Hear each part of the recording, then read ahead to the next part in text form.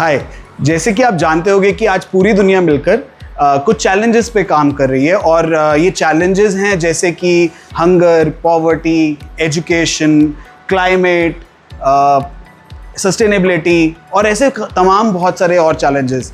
United Nations ने इनको SDG का नाम दिया है, जिसको हम सस्टेनेबल डेवलपमेंट गोल्स भी बोलते हैं।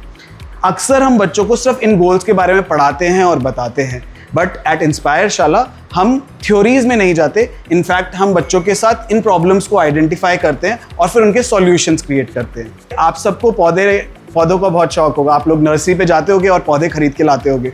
और हमने कई बार नोटिस करा होगा कि हर पौधे के ऊपर एक प्लास्टिक की थैली बंधी होती है। हम घर पे एनवायरनमेंट तो ले आते हैं, बट साथ ही लेकर आते हैं बहुत सारा पोल्यूशन। पौधे तो मिट्टी में चले जाते हैं, बट ये प्लास्टिक की थैलियाँ हमारे एनवायरनमेंट को स्पॉइल करती हैं। बच्चों ने सोचा कि क्यों ना कोई ऑल्टरनेटिव बनाया जाए और उन्होंने फिर कार्डबोर्ड की मदद से कुछ ऐसे इको प्लांटर्स बनाए। Now the benefit of these planters is कि आप इसके थ्रू अपने प्लांट्स को कैरी तो कर सकते हो, और अगर इन्हीं प्लांट्स को अगर आप इस कार्डबोर्ड के साथ सॉइल में पुट भी कर दो तो ऑटोमेटिकली सॉइल के अंदर ये कार्डबोर्ड के न्यूट्रिएंट्स भी जाके मिक्स हो जाते हैं, जो कि शायद प्लांट की ग्रोथ को और बेटर करते हैं।